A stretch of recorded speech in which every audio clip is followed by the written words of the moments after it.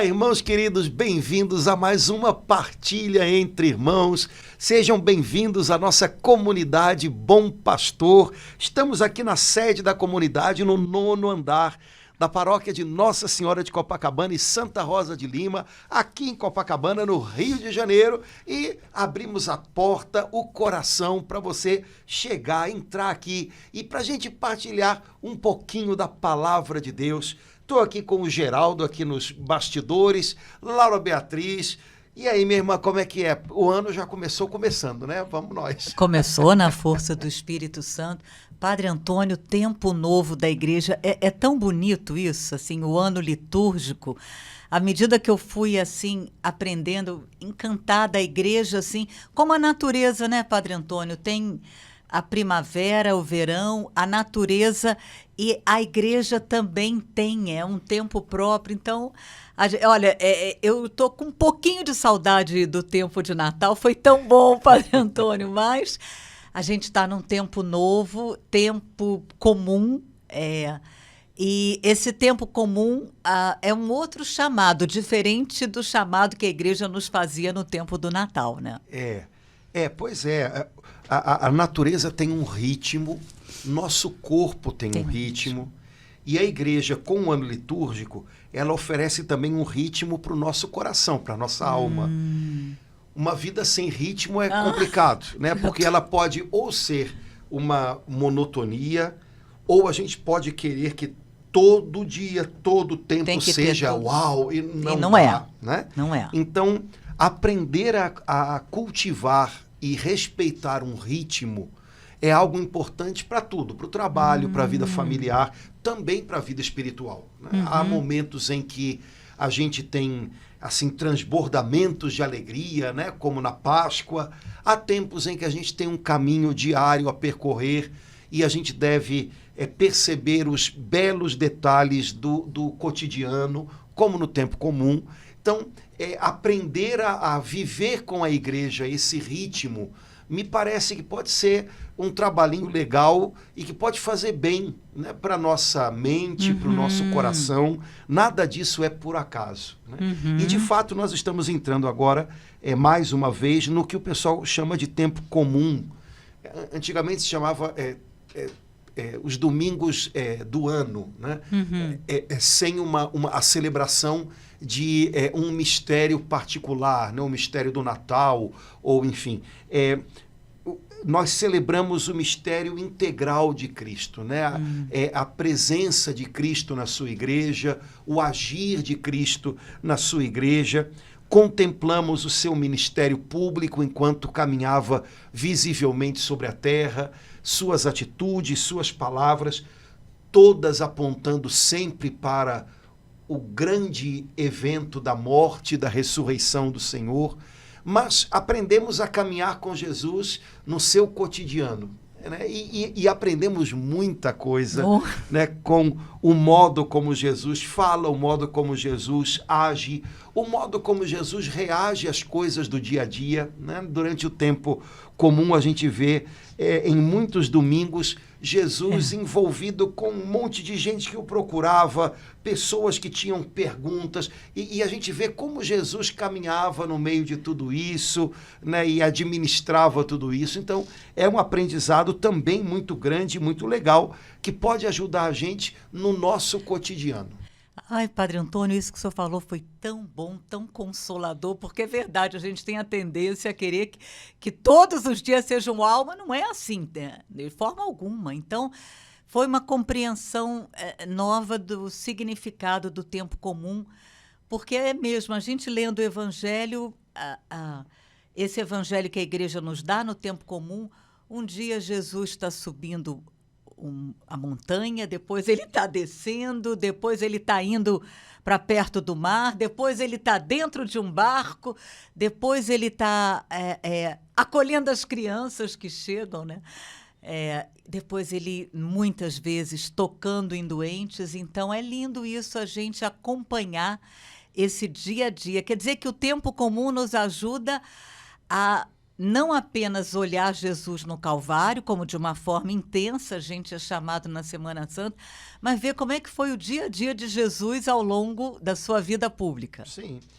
Os evangelhos, eu acho que eles a cada ano, né, nós temos um evangelho, um ano em que o evangelho de Mateus prevalece, outro, esse ano é o evangelho de Lucas. De Lucas, né? E eles vão mostrando esse desenrolar. Agora, Laura, todo o tempo, em todos os domingos, a cruz e a ressurreição perpassam tudo. Amém, obrigada. Porque a igreja celebra a cada domingo o mistério pascal de Jesus. Ai, amém. Então, o que a gente chama desse êxodo, né, de Jesus que passa pela terra, nos liberta do cativeiro do pecado, vai à nossa frente, voltando para o Pai, abrindo o caminho. É isso que a igreja celebra todos os domingos, né? Cada domingo é uma pequena Páscoa, né? Uma Páscoa semanal, né? Também, mesmo aqueles evangelhos que a gente lê durante o tempo comum, que falam do cotidiano de Jesus, todos eles, de alguma maneira, eles carregam a sombra da cruz e do sepulcro vazio, né? A vida de Jesus, toda ela é marcada pela cruz e pelo sepulcro vazio. Então, no fundo, cada domingo é a celebração do mistério pascal, né? Cada Eucaristia é a celebração do mistério pascal, também aquelas de durante a semana. Mas, no ritmo da igreja, a gente celebra cada missa, celebra cada domingo, com uma, vamos dizer assim, com uma intensidade, né? Com uma modulação diferente. Então, durante o tempo pascal, né, da Páscoa a Pentecostes, são 50 dias que a igreja nos convida a viver uma alegria diferente.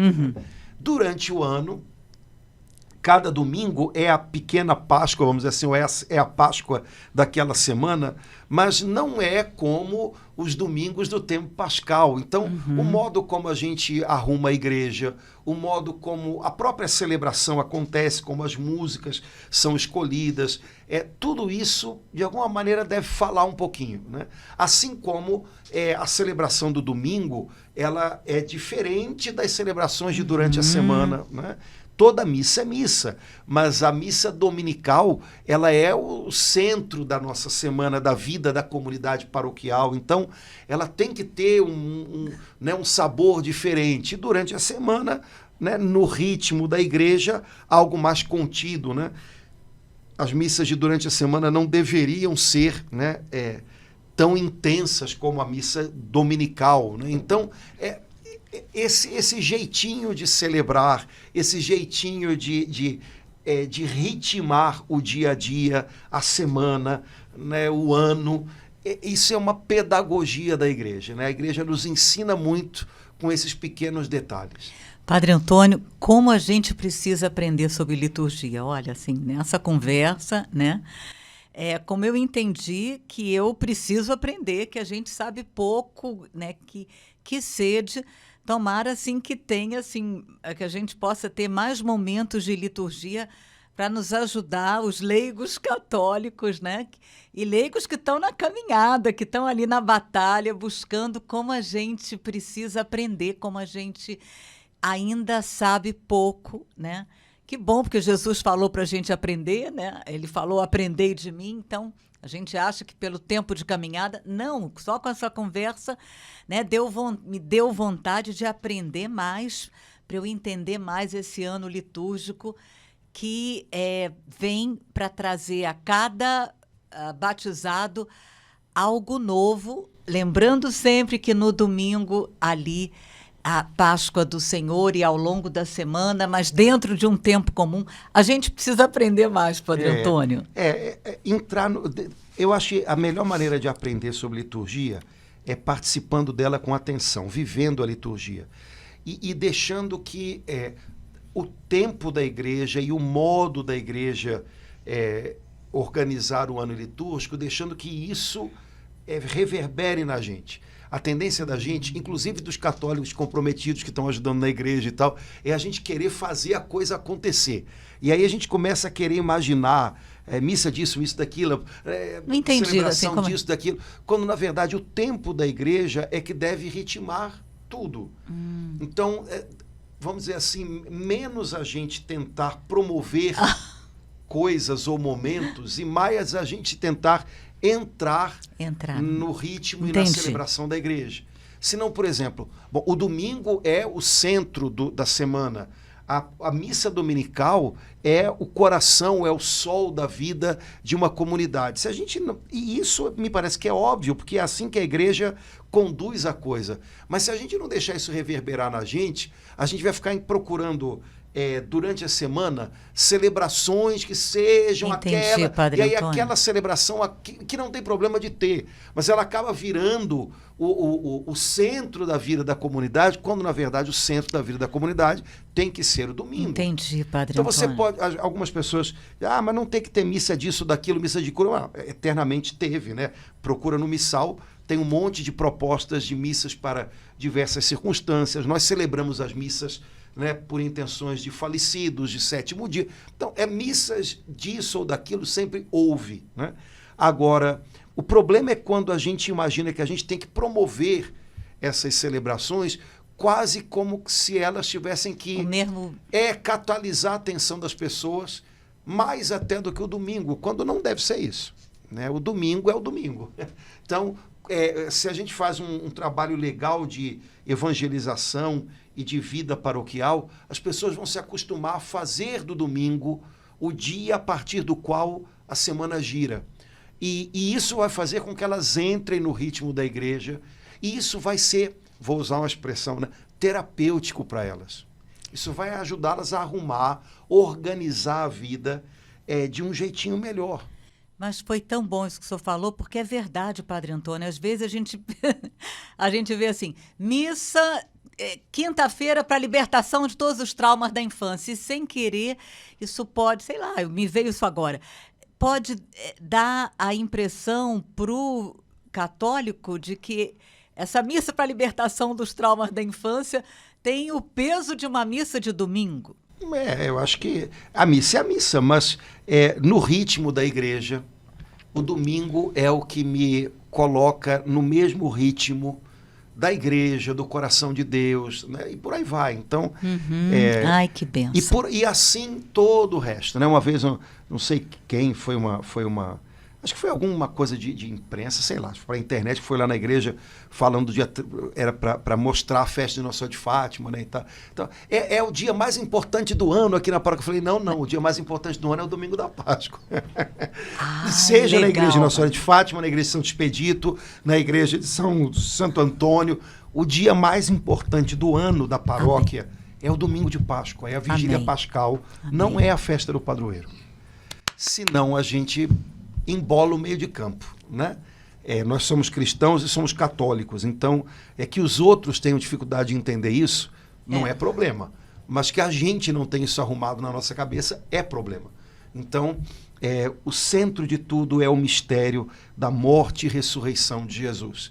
Tudo gira em torno disso. E quando as coisas giram em torno disso, vai tudo para o lugar. Então, eu acho excelente que em toda a comunidade paroquial haja durante o mês um momento celebrativo que poderia ser uma missa ou não, em que se ore pela cura dos doentes. Sim. Isso tem quase toda paróquia tem, né? Isso tem muito a ver com o evangelho. Jesus curava doente. Isso é sinal do reino de Deus. E orar pelos doentes pedindo cura, me parece que razoavelmente é algo que deveria ser comum na igreja. Né? Se você vai aos grandes santuários, né? Fátima, Lourdes, sempre há momentos de oração por cura dos doentes.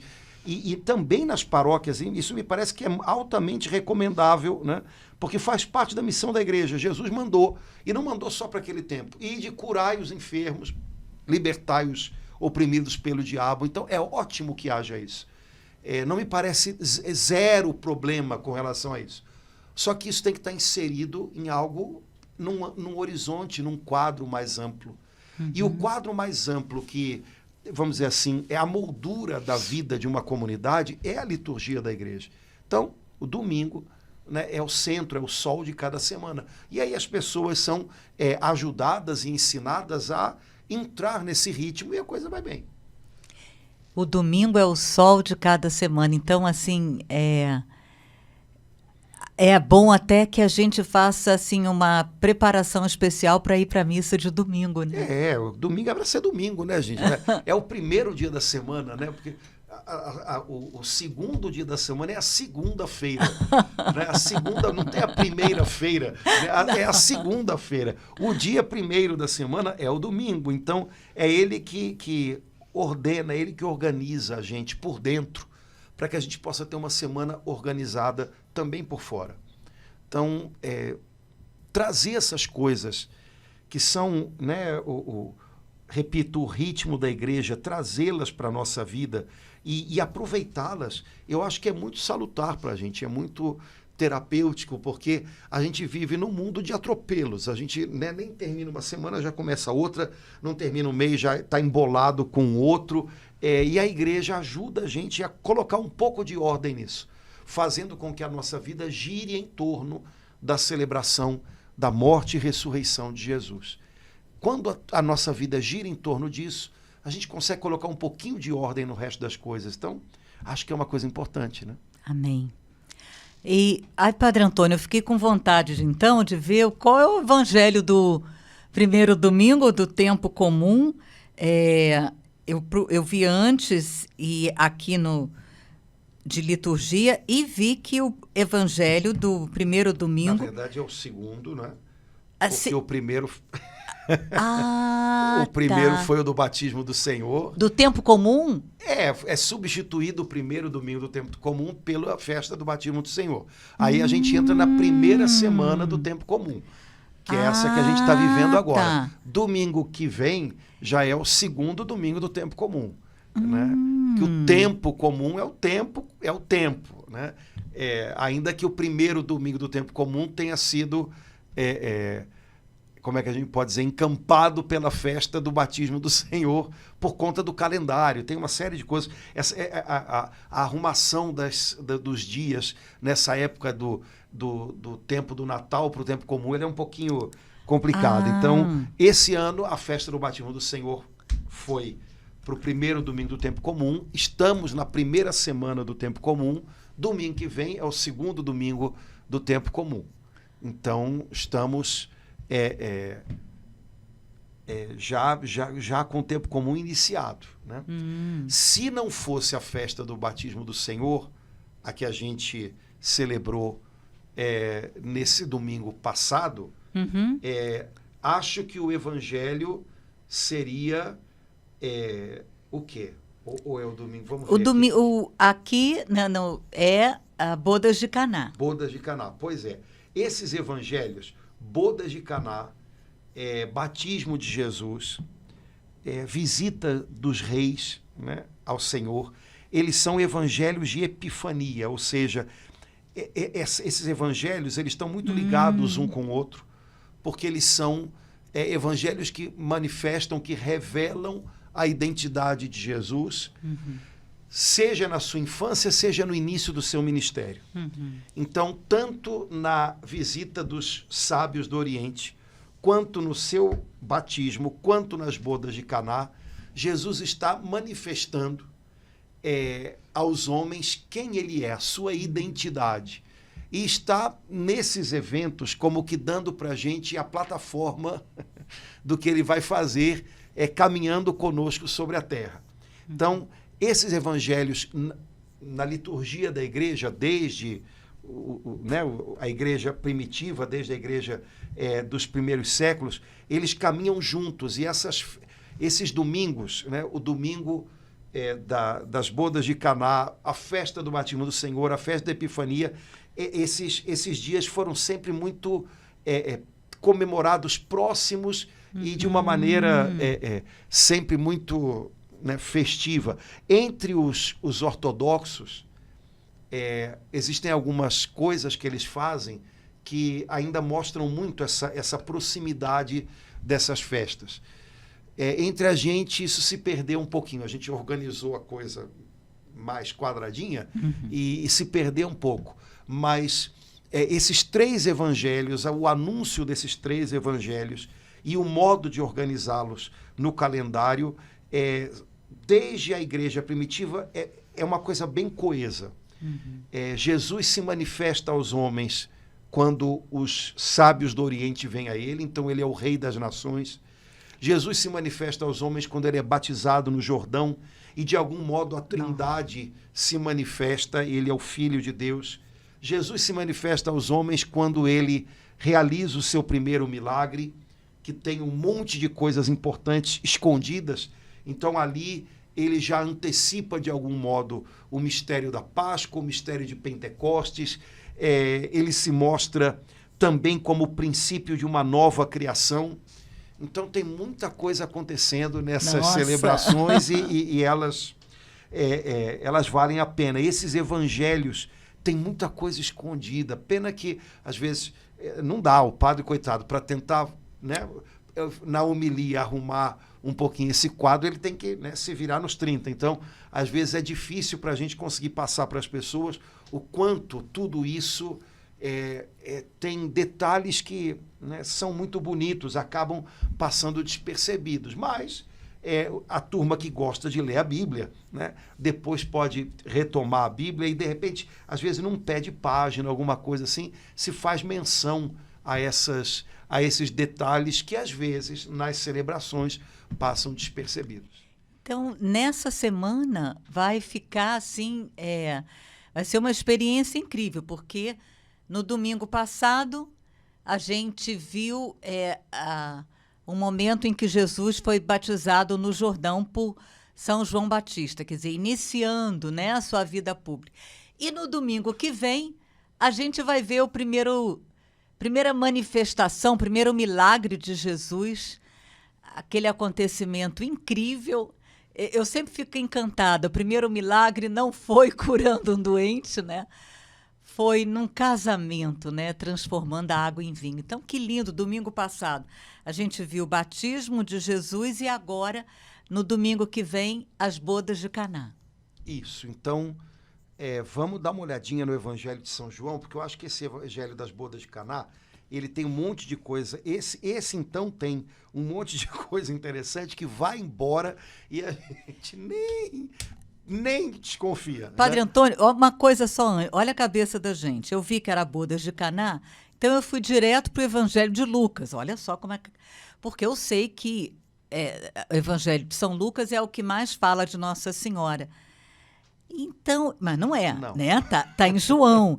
Que interessante, João é que relatou, né, Padre Antônio? Pois é, porque João tem umas coisas legais, né? Quer dizer, olha, todos os evangelistas, eles escrevem, primeiro, com um propósito, e eles escrevem dentro de um contexto.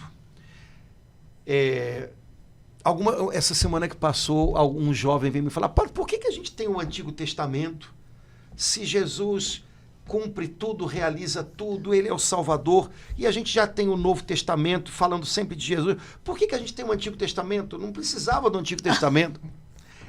Eu falei para o rapaz, olha, esse seu comentário, você não pensa que é uma dúvida só sua, não? Porque a primeira heresia que apareceu na igreja, assim, mais braba, dentro da igreja, foi exatamente uma heresia de gente que queria tirar o Antigo Testamento. Porque o primeiro problemão, assim, que a igreja encarou em termos de doutrina, foi um movimento chamado de gnose, que não era um movimento, não era uma heresia especificamente cristã. Era alguma coisa que existia fora do contexto cristão e que seduziu alguns cristãos, e alguns cristãos fizeram ou tentaram fazer como é que a gente poderia dizer, um sanduíche entre o evangelho, a doutrina cristã, e doutrinas que vinham desse movimento mais difuso que era chamado de gnose. Então, São João já se debate com isso, e na primeira carta de São João esse problema aparece bastante. Mas a primeira heresia que, vamos dizer assim, foi um produto propriamente cristão, ou seja, alguém que era cristão e que começou a entender mal a doutrina cristã e bagunçou-a a partir de dentro, foi uma heresia chamada marcionita, por causa de um moço chamado Marcião, que propôs exatamente isso. O Antigo Testamento não é legal.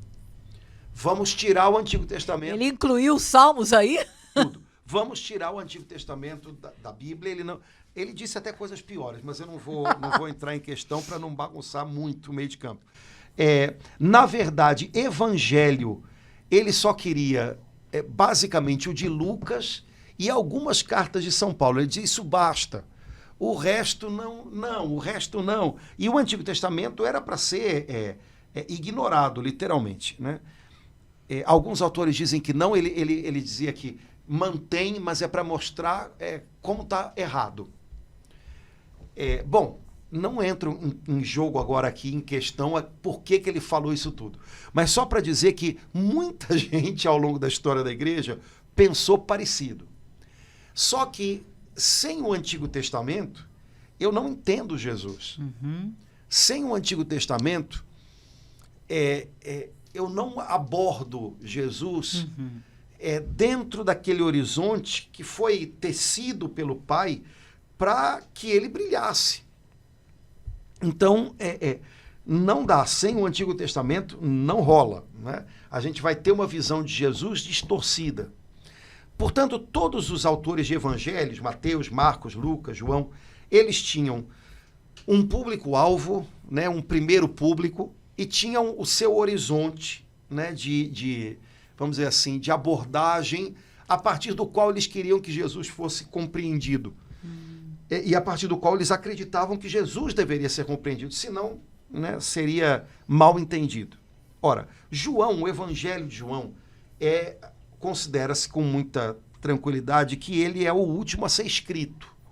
Mas ele tem muitas coisas que são próprias de um ambiente judaico e que dão a impressão de ter sido escrito por gente que conhecia bem aquele ambiente original no qual Jesus se moveu.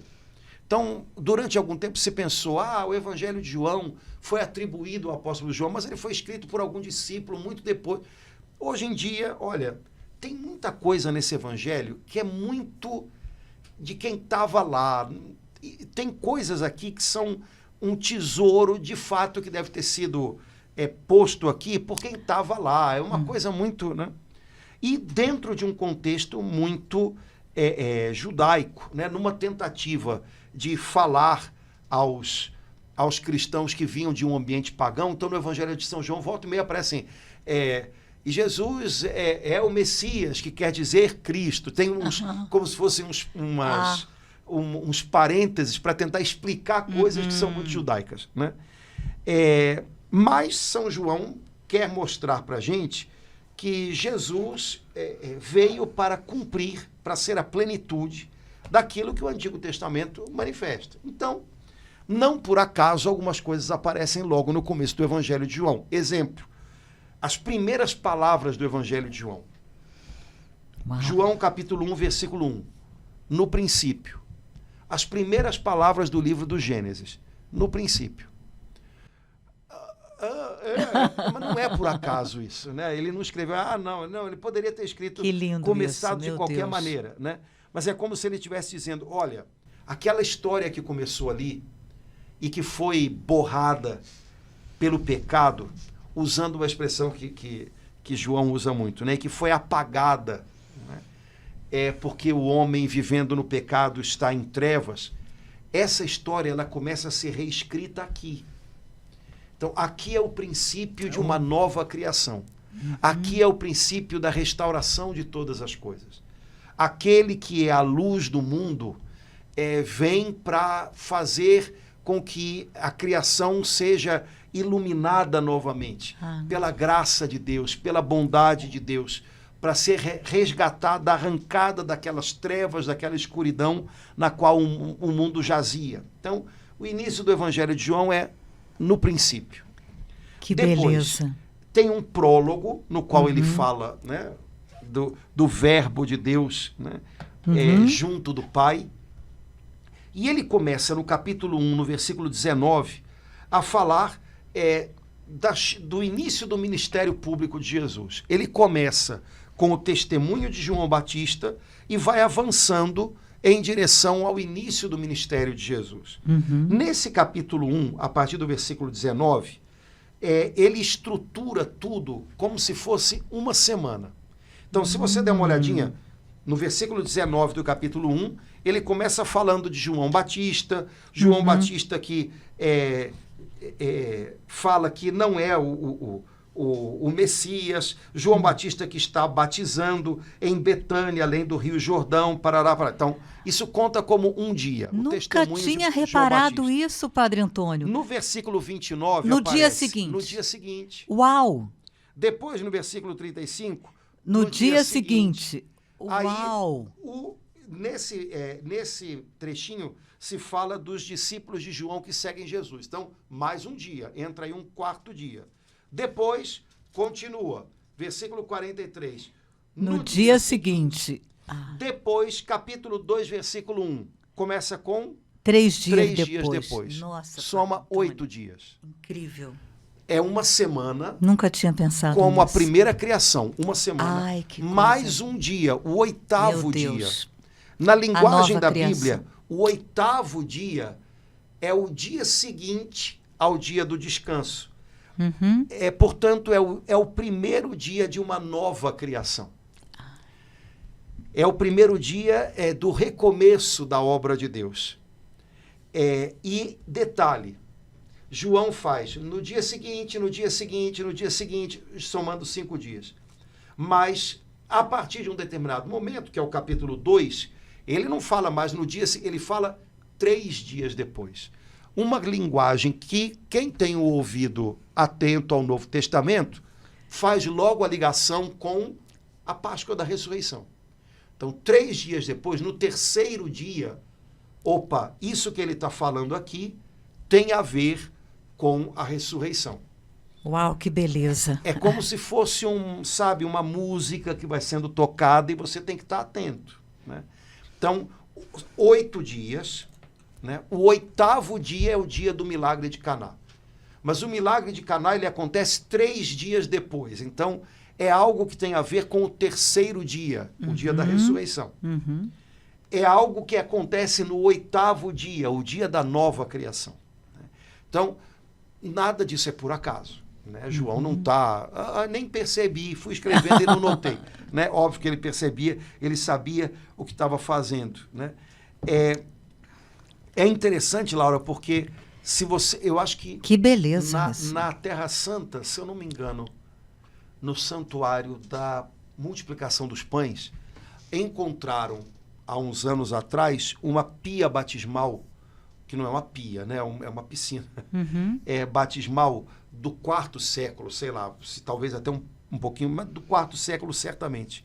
E você vê lá muito claramente, uma coisa que você vê em todo canto onde começou a se construir batistérios, né?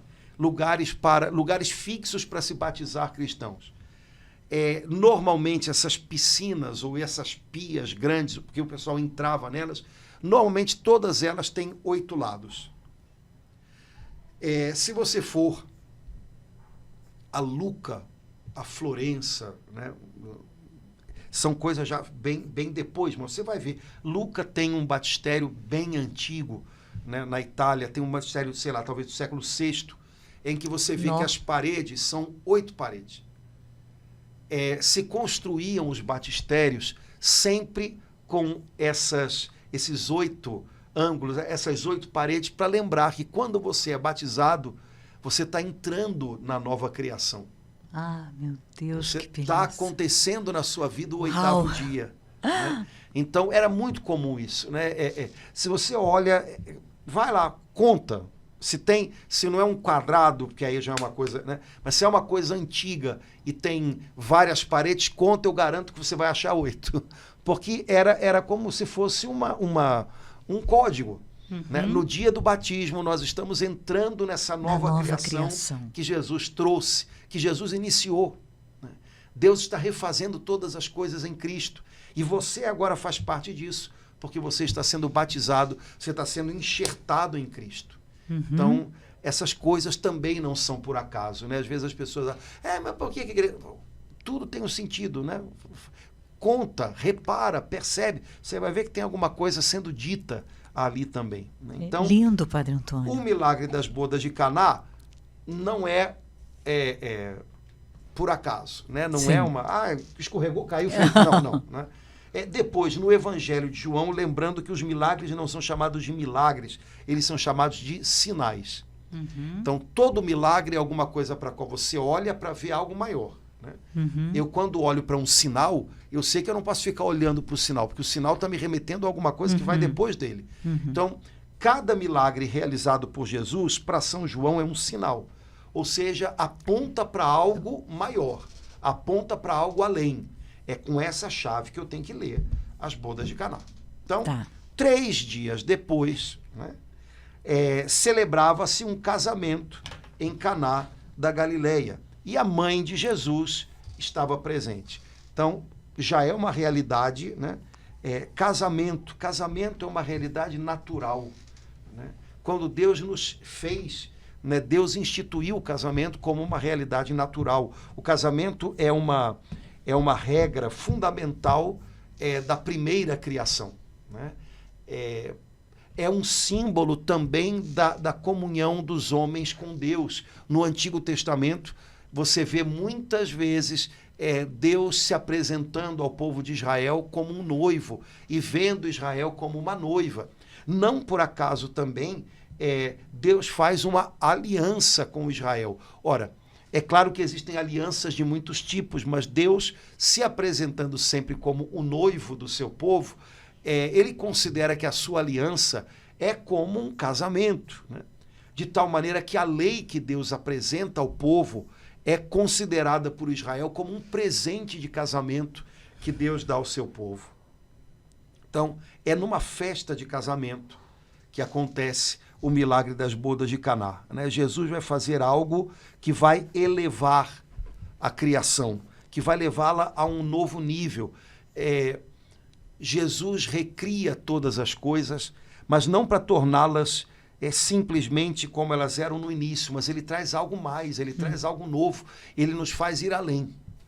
Então, também Jesus tinha sido convidado para esse casamento e os seus discípulos. Só que acontece algo, né, um porém, falta vinho. Né?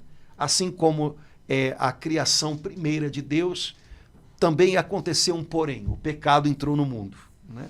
Aqui falta vinho. Eu já vi autores dizerem que faltou vinho, porque como Jesus estava lá, muita gente queria ver Jesus, então muita gente que não estava convidada para o casamento foi. Ou seja, tinha muito penetra na festa, e aí por isso que acabou. Porque é uma coisa muito estranha que tenha faltado vinho, porque casamento, até hoje é assim, é a festa da vida, né? E, as famílias se preparavam para isso a vida toda, e as pessoas, quando viajavam naquele tempo para participar do casamento de alguém da família, elas ficavam. Durante dias, a família anfitriã tinha que cuidar daquelas pessoas, porque viagens não eram fáceis. Então, se vinha gente de longe, tinha que ficar ali. Então, isso era tudo muito bem pensado, muito bem preparado. Faltou vinho. Então, é uma coisa meio estranha. Algum motivo bom deve ter tido. Do ponto de vista natural, me parece que a presença de Jesus e os penetras que foram para vê-lo vamos dizer assim, é uma explicação interessante. Mas esse faltar vinho, esse sobressalto no meio da história, também fala do sobressalto do pecado, né, na história da criação de Deus. O que houve? A festa vai acabar? Né? Aquilo que Deus fez vai se perder? O que houve? Né? Mas, versículo 3 se diz, a mãe de Jesus disse então a Jesus, eles não têm mais vinho. Mas Jesus lhe respondeu, mulher, isso compete a nós, minha hora ainda não chegou. Bom, há uma série de coisas aqui. No Evangelho de São João, essa expressão, a hora, ela se repete muito. Né? Jesus não foi preso porque tentavam ali, porque não tinha chegado a sua hora. Pai, agora chegou a hora. Né? Então, a hora de Jesus, essa expressão, ela aparece muito no Evangelho e ela é sempre relativa à cruz. Então, a hora de Jesus no Evangelho de João é a hora em que ele dá a sua vida por nós e é acolhido o sim dele é acolhido pelo Pai, e ele é glorificado pelo Pai. Então, quando Jesus diz aqui, ainda não chegou a minha hora, ele está fazendo referência à Páscoa, à sua morte e à sua ressurreição, à sua glorificação, na linguagem do Evangelho de João. Então, mais uma vez, uma referência à Páscoa. O que está acontecendo aqui tem a ver com lá. Essas bodas de Caná, elas são um símbolo, um sinal que aponta para algo maior, que é a glorificação de Jesus morto e ressuscitado. O que ele vai fazer aqui é apenas o sinal do que ele vai fazer lá, na sua morte e ressurreição. De fato, ali, morrendo e ressuscitando, Jesus nele recria todas as coisas e a partir dele nós também fazemos parte dessa nova criação. As bodas de Caná são um sinal que aponta para isso, certo? Minha hora ainda não chegou. E Jesus chama Nossa Senhora de mulher, o que para muita gente dá problemas, mas é quando a gente não presta atenção no que a gente está lendo. Ora, se você está lendo um texto que todo ele remete à primeira criação, e agora você está falando de uma nova criação, esse texto, inclusive, acontece, né, o evento acontece numa festa de casamento. O fato de Jesus chamar Nossa Senhora, sua mãe, de mulher, faz referência a algo lá do começo. Porém, inimizade entre ti e a mulher. Exato. Eva não é chamada de Eva, senão a partir do pecado. Se você der uma olhadinha lá no livro do Gênesis, não sei quantas vezes, alguém já contou, não sei quantas vezes, sei lá, 18 vezes, até o momento da queda, Eva é sempre chamada de mulher, mulher, mulher. Então, enquanto Eva não cai em pecado, junto com o seu esposo, né? Enquanto Eva está dentro do projeto original de Deus, ela é sempre chamada de mulher, mulher, mulher. O nome Eva, quase que de uma maneira, como é que a gente pode dizer isso? Quase que de uma maneira paradoxal, é dado para ela a partir do momento do pecado e da expulsão. Né? E ela foi chamada Eva porque é a mãe de todos os viventes, mas ao mesmo tempo é a mãe dos viventes feridos pelo pecado. Mas até o momento em que Eva e seu esposo caem, ela é só chamada de mulher, mulher, mulher. Enquanto ela está nos planos de Deus, é mulher, mulher, mulher. Na primeira criação existe um homem e uma mulher que estão dentro dos propósitos de Deus. Eles são criados, eles são moldados pelas mãos de Deus e saem das mãos de Deus não feridos pelo pecado, mas imaculados. Na nova criação, nós temos um homem e uma mulher. Não se faz menção aos noivos dessa festa de casamento aqui, eles nem entram praticamente. Mas se faz menção a Jesus e à mulher. Jesus é o novo Adão. Portanto, Maria é a nova Eva, mas uma nova Eva que ainda está dentro do propósito original de Deus. Para bom entendedor, pinga a letra. Né? Então, por isso Jesus a chama de mulher. Né? O tempo inteiro aqui a gente está numa relação com o livro do Gênesis. Né? Isso aqui não é uma coisa que se entenda sozinho, sem o contexto. Né? Apesar de Jesus aparentemente ter dito não, porque a hora ainda não tinha chegado, Nossa Senhora vai até os serventes e diz a eles: façam tudo o que ele disser. É como se, olha, o não, né, não colou bem. Né? Então, aqui vai ser um sinal da hora que vai vir. Então, o tempo inteiro, isso aqui é um sinal. É um sinal da nova criação, da morte e da ressurreição de Jesus. Nossa Senhora diz: façam tudo o que ele disser, mostrando que a palavra de Jesus é poderosa para criar. Amém. Ou para recriar, como no princípio Deus disse. E com a sua palavra ele criou todas as coisas. Então, estamos o tempo inteiro dialogando com o livro do Gênesis. Estavam aí 6 talhas de pedra, colocadas então para as purificações dos judeus,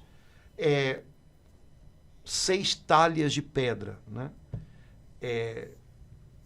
Mostrando, né, aqueles 6 dias da criação antes do descanso de Deus, assim como as bodas acontecem no 8º dia, ou seja, o dia seguinte ao descanso de Deus. Então, essas 6 talhas representam os 6 dias, a criação primitiva, né, que estava vazia, né? Ou no máximo continha apenas água, né? Não tinha gosto para continuar a festa, né? Não havia sabor na antiga criação, né, do jeito como ela estava antes de Jesus, né? Os serventes vão até Jesus e devem ter dito para ele: o que a gente faz a partir de agora, né? E a partir dessa hora, Jesus é o dono da festa, né? Quem vai prover a festa é ele. Então, o dono da festa agora é ele. Ele diz que devem se encher todas as talhas com água, que é o que tem na casa. E se diz com clareza, a água que era usada para purificação. Portanto, a água que estava ali como parte de um contexto da antiga aliança. Aquela água estava sendo usada para lavar as mãos, para purificar as coisas que eram usadas, né? Como era a norma entre os judeus. Então, de alguma maneira, aquelas 6 talhas falam também do Antigo Testamento, da primeira aliança, que já não era o bastante, já não tinha gosto. Mas a partir de agora, Jesus é o dono da festa. A partir de agora, Jesus é o Senhor. É Ele quem diz o que deve ser feito, né? E Ele vai trazer um gosto novo. Então ele diz para os serventes: agora sirvam, né, depois que foi tudo levado até ele, agora sirvam essa água, né? Não se diz o que Jesus fez, se ele botou a mão, se ele não botou a mão, se ele esticou a mão, se ele não fez nada, ele mandou servir, né? E então, enquanto serviam, eles perceberam que a água tinha se tornado o melhor vinho da festa, né? A festa pôde recomeçar por aquilo que veio das mãos de Jesus. É interessante porque tudo isso remete à Páscoa do Senhor. E é interessante porque no dia de Pentecostes, o livro de Atos dos Apóstolos vai dizer para a gente que quando os apóstolos saíram do cenáculo e começaram a falar, né, já do lado de fora, as pessoas levaram um susto porque eles estavam diferentes, eles estavam falando, se comportando de um jeito diferente. E a acusação que fizeram foi: eles estão embriagados. Ou seja, a comparação que se faz em Atos dos Apóstolos com o efeito da vinda do Espírito Santo sobre os apóstolos naquele dia é uma comparação que tem a ver com isso daqui. Porque aparentemente eles estavam embriagados, tinham bebido vinho logo às 9 horas da manhã, né? Mas, na verdade, esse vinho das bodas de Caná é sinal desse vinho novo, que é trazido pela morte e ressurreição de Jesus, esse gosto novo que é o Espírito Santo, que deve nos embriagar. São Paulo vai dizer a mesma coisa, né? Não se embriaguem com vinho, que é fonte de devassidão, mas enchei-vos do Espírito Santo. Deus. Então, o Espírito Santo, em várias passagens da Bíblia, também aqui de maneira escondida, ele é comparado com esse vinho novo, que é capaz de alegrar o coração do homem, né? Então, tudo isso está dito escondido aqui dentro, né? Se reconhece que o vinho melhor é aquele que é dado por Jesus. Então, aquilo que nos vem pelas mãos de Jesus é melhor do que nós tínhamos antes. Então, essa nova aliança é mais perfeita que a anterior, né? Ela tem um gosto melhor. É para ela que tudo caminhava, né? E São João termina dizendo: olha, esse foi o primeiro sinal de Jesus, seus discípulos acreditaram nele. O que a presença de Jesus, o que a ação de Jesus, o que a Páscoa de Jesus deve gerar em nós é fé. Pela fé, nós reconhecemos o que ele tem feito, pela fé e pelo batismo, que é o sacramento da fé, nós entramos nessa nova história que Jesus começou a escrever. Então, não é um evangelho que fale só sobre a capacidade de Jesus de fazer milagres. Também, mas é muito mais do que isso. Não é um evangelho que fale qualquer uma dessas coisas, é pouco diante de tudo que o evangelho está dizendo. Né? Nas bodas de Caná, Jesus está anunciando como seu primeiro sinal. Primeiro sinal quer dizer, ele está apontando lá para frente. O que virá vai ser uma nova aliança, uma nova criação. Eu vou reconstruir todas as coisas, eu vou trazer o vinho novo do Espírito Santo. Na minha hora, quando chegar a minha hora, vocês vão ver a minha glória se manifestando, como vocês estão vendo aqui, mas de uma maneira ainda, né, muito velada. E vocês vão poder acreditar, né, que eu estou refazendo todas as coisas. Jesus veio para isso. Né? Me parece que é uma coisa que a gente não fala muito, né, não valoriza muito. Né? Jesus veio para começar uma nova criação. Eu sei o que a gente está vendo, o que está acontecendo no mundo, mas o que Deus está fazendo no meio de tudo isso é uma nova criação. Ai, amém. Ele está recriando, recapitulando, reconstruindo todas as coisas de dia para dia, à medida que Jesus vai sendo entronizado nos corações, à medida que Jesus vai submetendo a ele, né, todos os seus inimigos, de dia para dia isso está acontecendo. Ou seja, todas as coisas estão sendo recriadas a partir de Jesus. Porque ele morreu e ressuscitou, a obra de Deus de renovar todas as coisas começou e não volta mais atrás. Então, um cristão deveria ser alguém que, olhando para o mundo, que se debate, não perde nunca isso de vista. Né? Deus está recriando todas as coisas a partir de Jesus. É disso que o milagre das bodas de Caná está falando.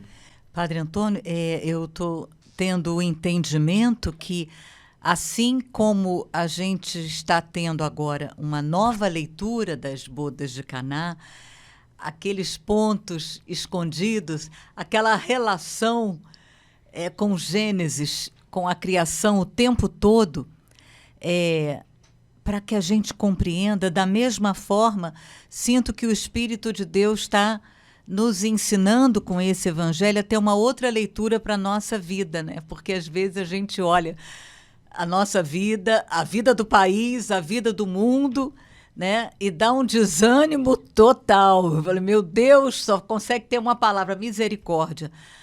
Mas esse olhar, esse entender, essa leitura nova associada, né, a Gênesis, entendendo que é o momento da nova criação, nos dá a esperança de saber que mesmo com as coisas do jeito que estão, por trás disso, Deus vem ao nosso encontro para nos fazer uma nova criação. É assim que eu estou entendendo. Exatamente.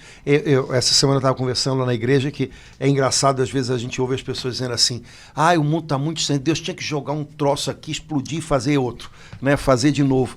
Na verdade, Deus decidiu fazer de novo. Mas ele, graças a Deus, ele não quis jogar um meteoro na cabeça da gente, mas ele nos deu Jesus. Né?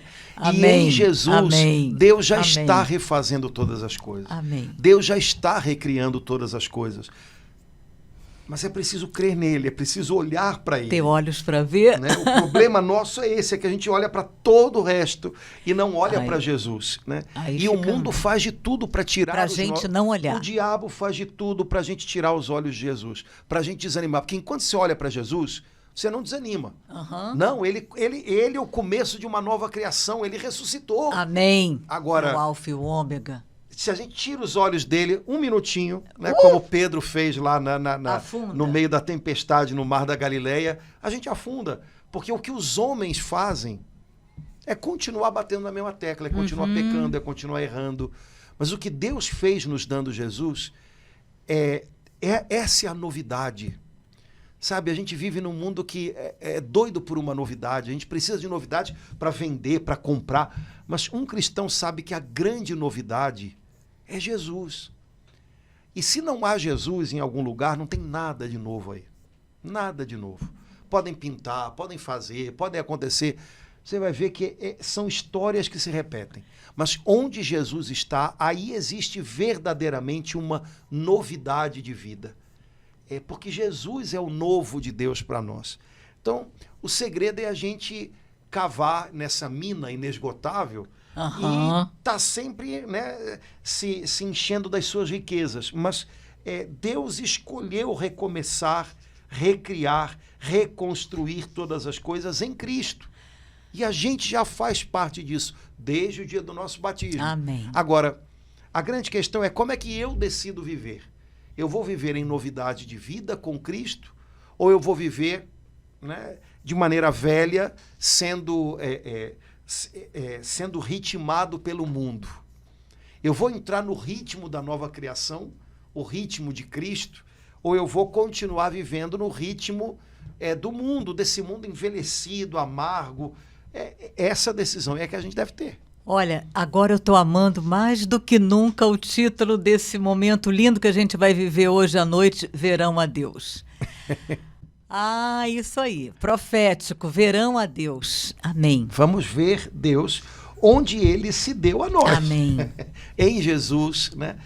Então, é dessas coisas todas que o milagre das bodas de Caná. Que lindo, Padre Antônio. Repetindo, para São João, ele não usa a palavra milagre, ele usa a palavra sinal. Tudo isso daqui aponta para o que Jesus realizou de maneira perfeita, dando a sua vida por nós e ressuscitando dos mortos. Então, a Páscoa está escondida aqui e, ao mesmo tempo, já está se mostrando aqui. E o último versículo me lembrou aquilo que o senhor falou logo no comecinho, Padre Antônio. Depois disso, desceu para Cafarnaum com sua mãe, seus irmãos, seus discípulos, e ali só demoraram poucos dias. Esse sentido de continuidade, de não parar aqui, mas de ir à frente, ir à frente, ir à frente. Então, vamos à frente.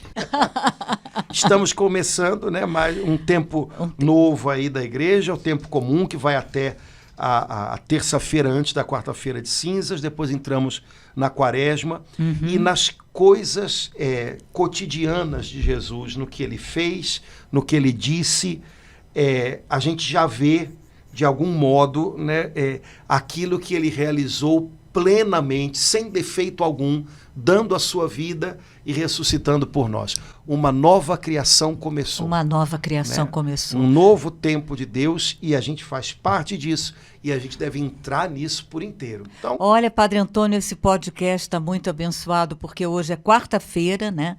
Então, nos preparando para viver esse domingo de uma forma nova. Como nova criatura. Exatamente. Que maravilha. Estamos novinhos em folha. Então, vamos nós. Laura, vamos parar por aqui que já foi bem comprido e difícil. Hoje a gente pegou umas coisas aí meio difíceis. Espero que o pessoal tenha ficado com a gente até o final, né? Irmãos, Deus abençoe muito. Um abração. Até a próxima, se Deus quiser. Laura, coragem. Vamos nós. Amém. Coragem, Padre Antônio. Tchau, tchau, gente. Tchau, irmãos.